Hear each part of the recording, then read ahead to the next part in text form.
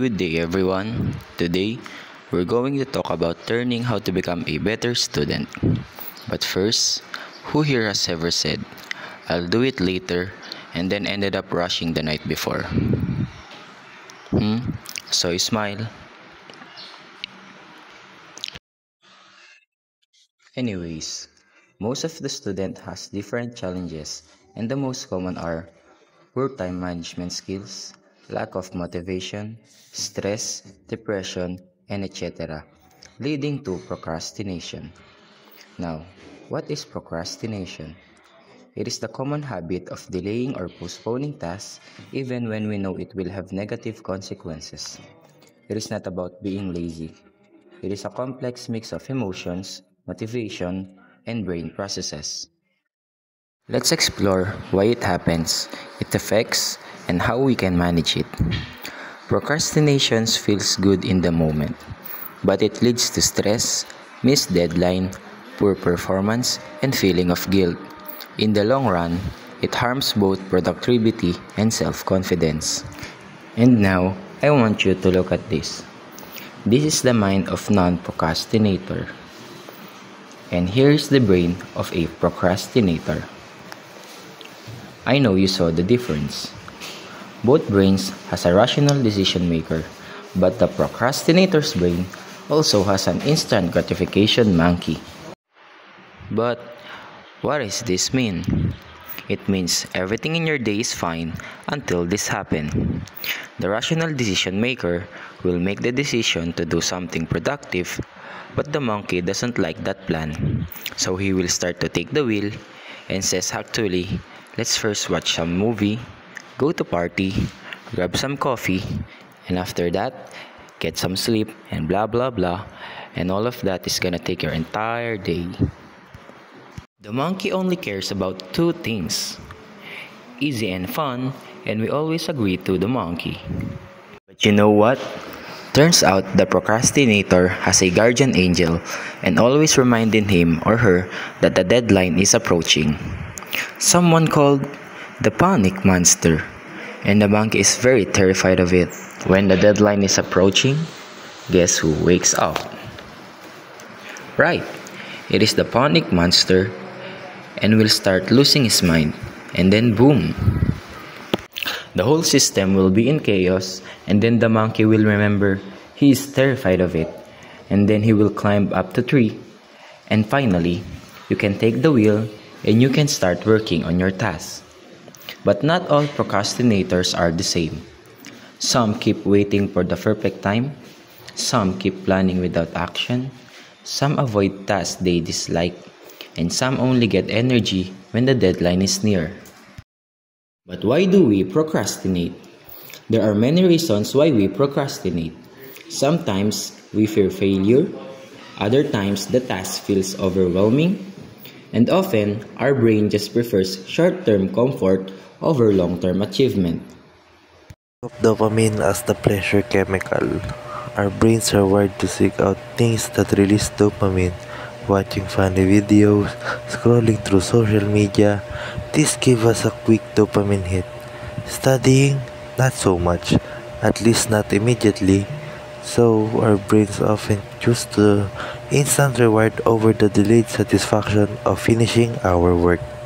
Scientifically, procrastination happens because of a battle between the prefrontal cortex, which handles planning, and the limbic system, which seeks instant gratification. When the limbic systems win, we delay important tasks in our favor of quick rewards like social media or entertainment. Procrastination doesn't just affect productivity. It also increases stress, lowers self-esteem, and can even impact mental and physical health. Over time, it trains our brain to avoid hard work, making it harder to focus in the future. Procrastination is often linked to a lack of self-control. If you've already spent a lot of willpower on other things, you'll have less willpower left to resist procrastination. But the good news is, we can overcome procrastination. Some strategies include breaking tasks into smaller and manageable steps, using the 5 minutes rule to just get started, and rewarding yourself for progress, reducing distraction, and setting realistic goals. Perfectionism is you want everything to be perfect, so you keep putting it off because you're afraid you won't measure up. Worrying about not meeting your own ridiculously high standards can paralyze you. Remember, done is better than perfect. Another psychological factors are cognitive biases, and these are mental shortcuts that contribute to procrastination. First one is present bias. We want that instant reward now, even it means sacrificing a bigger reward later. For example, I'll study tomorrow, but tonight I'll watch Netflix. Next one, planning fallacy. We always underestimate how long things will take. For example, this project will only take me few hours. And you know it, it's not true.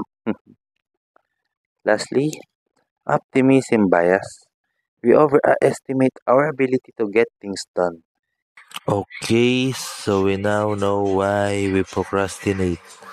But everyone does it a little differently. Figuring out your personal procrastination style is the first step to breaking free. Decisional procrastination.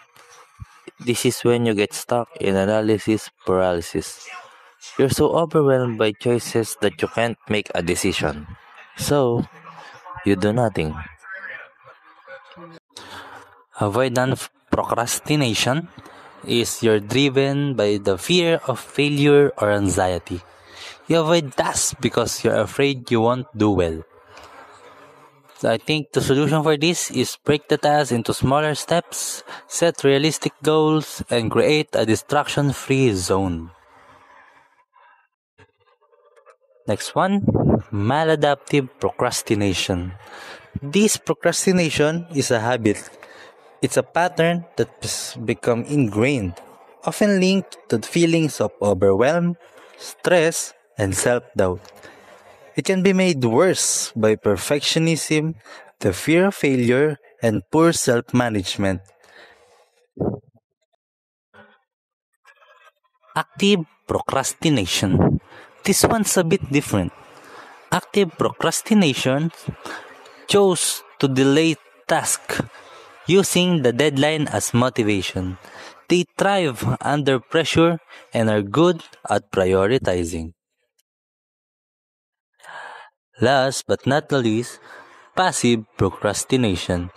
This is delaying tasks unconsciously due to a lack of motivation or feeling overwhelmed. It is often lead to stress as the deadline approaches.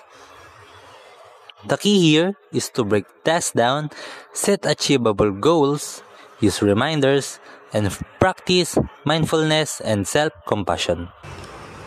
After all that discussion, here lies the question, how can we fix this problem together? Here are some 11 ways to study smart and study effectively. Number 1. Schedule your study sessions. Manage your time and avoid cramming. Dapat alam mo kung paano i-manage yung oras mo para mas organize ka. Mas madali ang pag-aaral at para maiwasan mong matambakan na activities at mag-cram. Number 2. Spaced repetition. Review lessons repeatedly. Ulit-ulitin ang pagre-review para mas pumasok sa memorya at hindi mo agad makalimutan ang lessons. Number 3. Depth of processing. Deepen your understanding. Hindi sapat yung pagbabasa at pagme-memorize lang. Dapat naiintindihan mo rin ng mabuti kung ano yung inaral mo para mas tumatak at hindi mo makalimutan. Number 4. Find your productive study space. Go to places where you feel motivated and comfortable. Humanap ka ng lugar kung saan ka komportable at motivated mag-aral. Pwede sa library para tahimik, or kwarto, study area, basta walang istorbo para iwas distractions. Number 5. Cut out distractions. Study somewhere you won't be distracted. Mag-aral sa lugar na tahimik at ilimit muna ang paggamit ng social media or phone para mas makapag-focus ka sa pag-aaral mo. Number 6. Increase your motivation to study. Remember your purpose for studying. Isipin mo lang lagi kung bakit ka ba nag-aaral at ano ba yung mga goals mo. Para ito yung magsisilbing motivation mo para makapagpatuloy ka at mas ma-motivate ka sa pag-aaral. Number 7. Build effective habits. Start with small habits. Halimbawa, magsisimula ka muna ng 30 minutes of studying per day, tapos dadagdagan mo unti-unti hanggang sa maging habit na siya. Kapag habit na, magiging natural na yung pag-aaral mo at hindi na pilit. Number 8. Know what to focus on. Prioritize what's more important. Unahin mong aralin kung ano yung mas importante at mas mahirap. Halimbawa, kung may quiz kinabukasan sa subject na nahihirapan ka, iyon ang unahin mo pag-aralan. Number 9. Work hard. Focus on putting in the hours. Para maging successful, kailangan pa rin ng effort at sapat na oras. Kahit may techniques ka, kung tamad ka, wala ring mangyayari. Number 10. Study like a lecturer. Learn to think like a master. I-explain mo yung lesson sa iba o kahit sa sarili mo na parang nagtuturo ka. Kapag kaya mong ituro, ibig sabihin, mas na-master mo na at naintindihan mo na yung topic.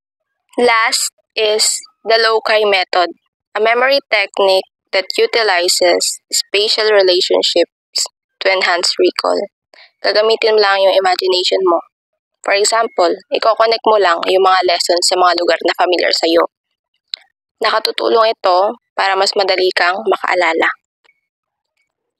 At kung merong study techniques, meron ding study habits na makatutulong para mas mapadali at mapaayos ang pag-aaral. Number 1. Planning. Kailangan mong magplano para mabuo ang tamang habit. Mag-set ka ng schedule kung anong oras ka mag-aaral, anong subject kang uunahin, at gaano katagal ka mag-focus. Ang malinaw na plano ay nakatutulong para mabawasan ang procrastination. Number 2. Monitoring.